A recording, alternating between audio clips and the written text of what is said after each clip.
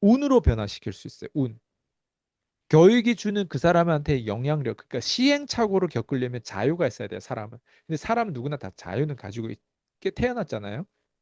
왜냐면 요즘 세상에 자유가 없는 세상은 없어요. 그죠? 아니, 한국에서 태어났는데 자유가 없어요? 자유가 없다고 얘기하는 사람 난 이상해.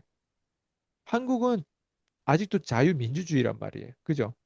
그럼 자유민주주의 국가에서 태어났어요. 그러면 자유가 있다라고 하는 것, 그 자유가 뭐냐면 내가 시행착오를 겪을 자유. 하인은 시행착오를 못 겪어요. 시행착오를 겪으면 죽을 수도 있고 손이 잘라질 수도 있단 말이에요.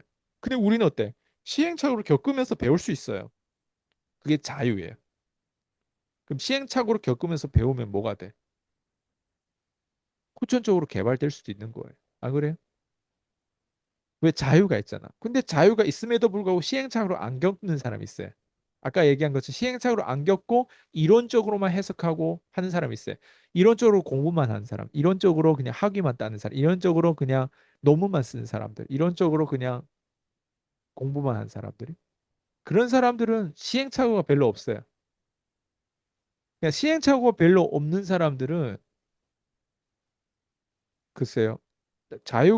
자유를 자기 스스로 그렇게 만들었는데 그 사람 성공하면 어느 만큼 성공하겠어. 음. 근데 자유가 있는 사람들, 자유가 있는 이 세상에 태어났다면 시행착오를 많이 겪고 시행착오를 겪는데 내가 망하지 않을 정도의 시행착오를 겪다 보면 지혜가 생길 것이고 그래서 남들이 성공하지 말라. 남들이 너 성공 못한다 해도 성공할 것이고 너 돈 못 벌 거다. 너 이렇게 살면 안 된다라고 해도 이렇게 살면서 때 행복하게 충분히 살 수도 있고 그거는 제가 제 주권이 아닌 것 같아요. 우리가 어떻게 된다고 해서 이런 말을 듣고 누군가는 동기부여받고 누군가는 실망하고 이 차이가 아니라 어느 만큼 이런 이런 교육이라든가 남의 말하는 조언이라든가 걸 듣고 그 어느 만큼 그걸 노출하면서 거기에 대해서 내가 박스 밖에서 생각해가지고 결국에는 시행착오를 겪으면서 나의 어떤 그 몫을 해내냐 그 차이인 것 같아. 그리고 나서는 뒤돌아보니까 나 날 수 있는 새였네. 오, 나 성공했고 다 나갔지 않구나 이걸 나중에 느낄 거야.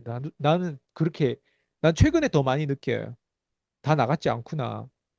근데 처음에는 다 나갔구나. 다 나같을 수 있구나라는 걸 믿었어요.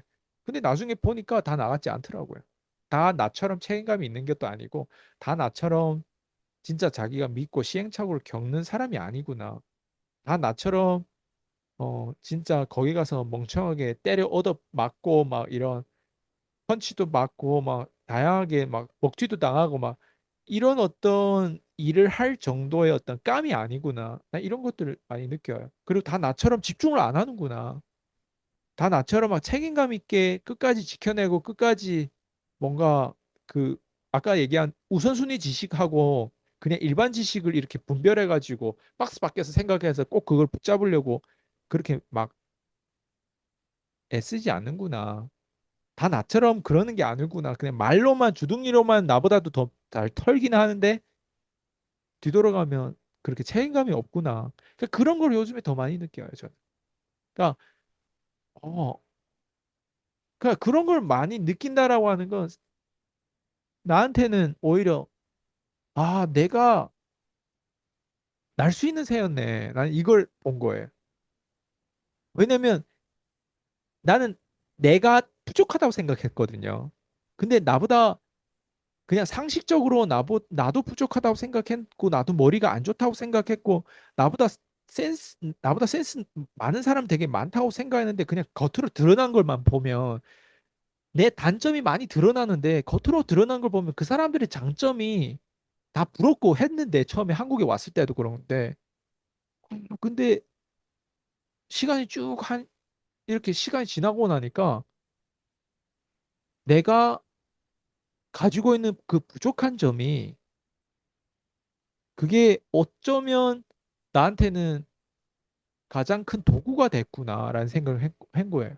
왜? 이렇게 부족함으로 인해서 나는 장점을 보완하고 나의 단점을 보완하려고 했는데 다른 사람들은 아니 태어난 것도 한국에서 태어났잖아요.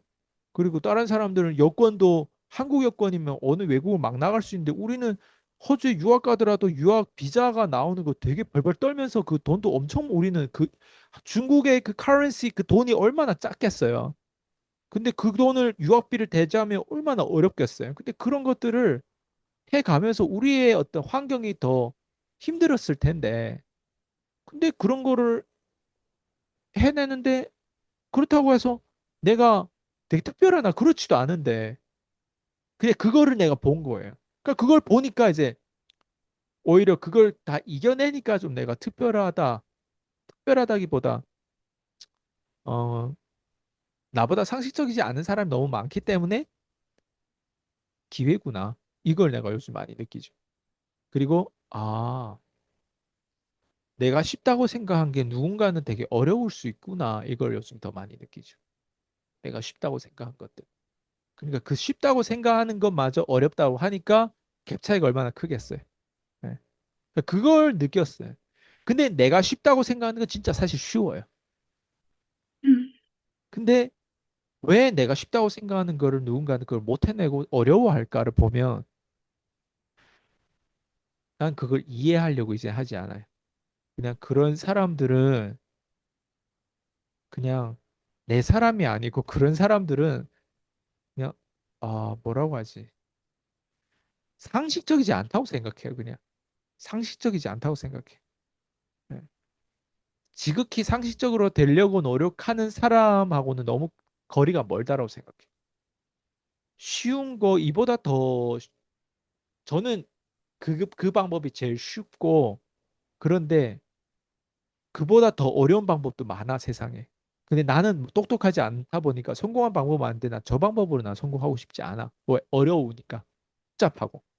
근데 제일 간단하고 제일 쉬운 방법 또한 그 사람들이 만약 못 해냈을 때 더 어려운 거는 상식적으로 더 어려운 거는 못 하겠다. 근데 더 어려운 걸 못 하겠다라고 하는 내가 판단할 수 있을 정도로 너무 상식적이지 않은 사람들이 인간이 많기 때문에 이걸 듣는 사람들한테 내가 뭔가 희망을 뺏는 게 아니라 조금만 노력하면 내가 성공할 수 있다라는 그 오히려 역으로 그 말씀을 드리려고 하는 거예요. 조금만 노력하는 게 다른 게 아니에요. 우선순위만 바꾸면 돼요. 우선순위. 제가 콜드콜 가르치고 TM 영업을 가르쳐 주는 사람이잖아요. 그죠? TM 영업을 가르쳐 주다 보면 왜 TM 영업을 해야 될까? 왜 콜드콜 해야 될까를 보면 우선순위 때문에 하는 거예요. 아까도 얘기했듯이 지식은 썩어요. 이런 얘기를 들어서 뭐하게? 술 먹을 때 그냥 써먹게? 아니잖아요. 이 얘기를 TM 영업을 하고 있으면 모르는 사람하고 대화하잖아요. 콜드콜 하잖아요. 모르는 사람하고 브리핑 할 때, 상담을 할 때, 내 계약에 대한 오퍼를 던질 때 그 사람 거절이 나오면 그 거절을 처리하는 과정에서 그동안에 내가 들었던 거를 우선순위로 갖다 써먹으면서 계약이 나온단 말이에요. 그리고 우선순위로 써먹으려고 했는데 계약이 안 나오는 멘트와 안 나오는 감정과 심리는 버린단 말이에요. 그리고 TM 영업을 하면서 우선순위로 써먹던 거 되는 거를 차곡차곡 한 100개 중에 하나를 쌓아뒀대요. 그 하나의 무기는 영원히 내 거가 되는 거예요. 그러니까 음, 우선순위의 멘트와 소통법과 우선순위의 심리를 쌓지 않고는 지식은 그냥 창고에 음식처럼 놔두면 썩고 거기에 곰팡이 끼고 벌레가 생기고 도둑질 맞고 그냥 쓸모없는 지식이 되는 거예요. 들어가서 그 음식을 누가 먹어요? 그때는 좋은 음식이에요. 21세기에 2025년 12월 그때 그 들었던 게 따끈따끈했는데 그 밥이 우리도 처음에 밥을 처음에 먹었을 때 따끈따끈하잖아요. 근데 그 밥을 창고에다가 한 3개월 묵혀둬요. 봐봐요. 그 밥을 누가 먹어요? 쥐도 안 먹을 거예요. 그렇지 않아요? 그러니까 지식이라고 하는 게 우선순위로 써먹지 않고 우선순위로 써먹기 위해서 내가 구호를 외쳐요? 아니에요. TM 영업을 가르쳐 주잖아요. 영업을 가르쳐 주면 그 우선순위의 나의 멘트라든가 우리가 커뮤니티 늘 다루는 그 상식적인 거를 상대방하고 대화하다 보면 뭐야 이게 먹히네? 이 먹히는 감정과 그 어떤 것들을 자꾸 걸리다 보면 지식을 우선순위로 땡겨와 가지고 억대 연봉이 되고 이제 하나하나 이제 음, 대제 가치가 쌓아가는 건데 이걸 누구도 안 가르쳐 주더라. 누가 가르쳐 줘요? 지식의 똑같은 지식인데 우선순위 지식과 그냥 지식이 있다. 그렇잖아요. 누가 가르쳐 줘요? 우선순위 지식을 붙잡는 사람들은 우선순위 사람을 붙잡고 우선순위 커뮤니티를 붙잡고 우선순위 책을 붙잡고 우선순위 환경을 스스로 노출하는데 엄청 신경을 써요. 저도 우선순위에 대한 부분들을 계속 붙잡고 오다 보니까 저와 목사님의 지- 저희 이번에 설교 끝난 목사님도 전화 왔거든요. 그리고 예전에 그때 교회에 이제 쫓겨나서 목사님 교회 쫓겨나서 자기 전셋집에서 이게 설교를 하고 시작했을 때 제가 그때 기억이 안 나는데 잘 한 100만 원인가 이제 제가 또 키우는 최동민이라고 하는 제 제자가 있었는데 그 친구랑 제가 모아서 둘이서 100만 원을 목사님한테 드렸거든요. 그 얘기를 교회 설교 끝나고 목사님 다시 전화 와가지고 아 그때 참 그게 기억이 난다면서 자기가 제일 어려웠을 때 그때 이사도 했고 쫓겨나가지고 어려웠을 때 그걸 얘기했다면서 저한테 얘기하면서 그 얘기를 하더라고요. 저 기억도 잘 안 나는데. 근데 저는 참 감사한 게 옆에 또 다른 분, 제 와이프라든가 준수 코치나 그걸 또 들으면서 과거의 어떤 그게 그러니까 기억이 안 나는데 그 기억을 되살리다 보니까 우리가 또 그 어떤 추억에 대해서 막 얘기를 하게 되잖아요. 그러니까 그게 뭐냐면 관계십에 있어서 우선순위인 거예요. 목사님하고 나는 한국에서 만났고 2016년도인가 내가 만났어요, 목사님을. 그리고 2026년도 들어오면 거의 지금 10년이란 말, 10년 차란 말이에요. 그럼 10년 차 사이에 이 관계가 지속돼가지고 지금도 제가 그 목사님이 교회만 다니잖아요. 그죠? 우선순위 환경에 노출돼요. 이렇게. 우선순위 사람을 붙잡게 돼요. 우선순위 커뮤니티에 들어가요. 우선순위 사람하고의 그 연을 안 끊어요. 근데 대부분 사람들이 어때요? 우선순위 지식에 노출이 안 되고 우선순위 지식이 모르는 사람들은 어때요? 좀만 얻은 기술을 받아가면 먹튀를 하고 좀만 어떻게 하면 어때요? 그게 잔머리를 굴리는 거예요. 그래서 제 옆에 진짜 진정한 제자가 남긴 제자가 지금 몇 명이에요? 몇 명 없어요. 웃기죠? 왜 그럴까? 사람은 이렇게 미련해요. 제가 대단해서 내 옆에 남아달라 이게 아니에요. 미련하다고 하는 건 그 사람들이 사실 이걸 깨달아야 돼. 나는 지금 말로 표현했을 뿐이에요. 그 사람들이 사실 이걸 깨닫고 얘기하고 느껴야 되는데 내가 이걸 얘기해도 누군가는 이 얘기를 듣고 배우고 느끼고 인식하고 깨닫는데 또 잃어버려요. 또 잊어먹어요. 우선순위 지식은 그냥 하나님 준 주권 그게 기질이에요. 아마 이게 제일 최고의 답인 것 같아. 이 기질이 없으면 성공을 못 해요. 우선순위 지식을 붙잡는 기질인 거예요. 어떻게 보면. 네. 저는 이게 네. 모든 사람들이 다 모든 사람까지 모르겠지만 어쨌든 소수들은 무의식적이든 의식적이든 표현이 안 돼도 이걸 붙잡아요.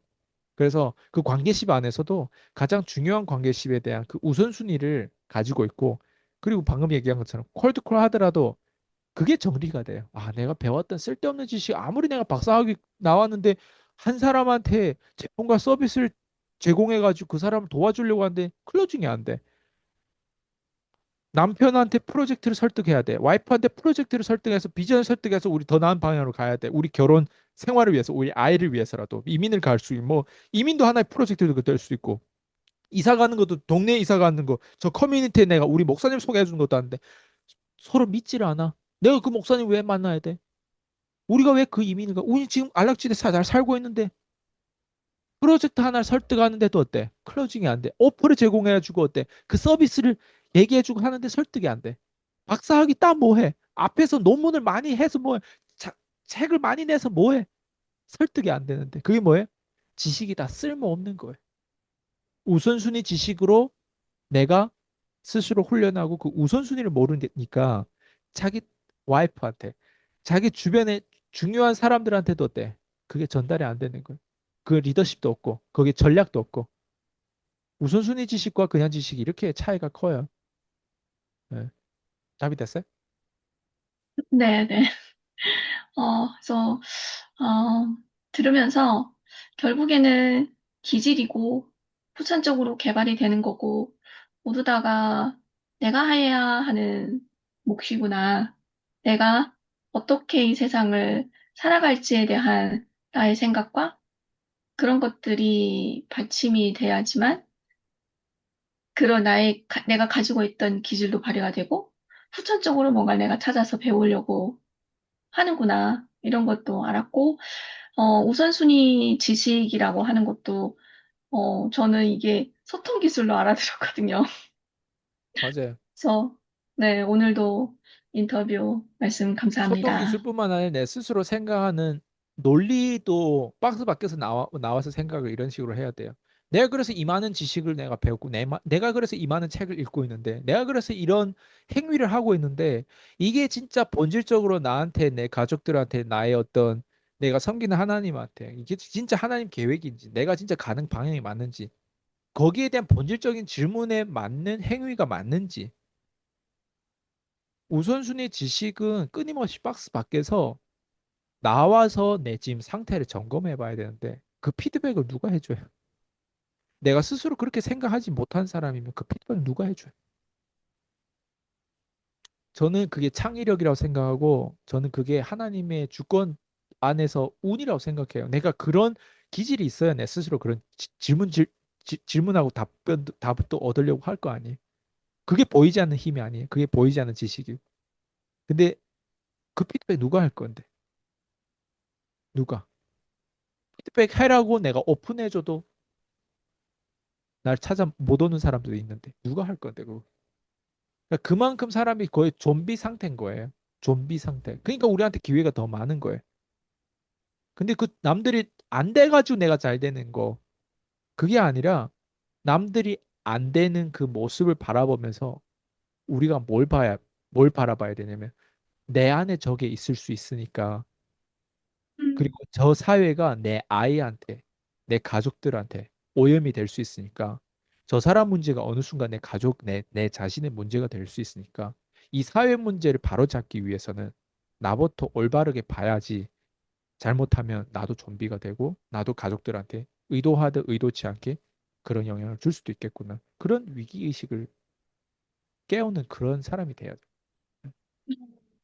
네, 오늘 인터뷰 감사합니다. 네, 수고하셨습니다.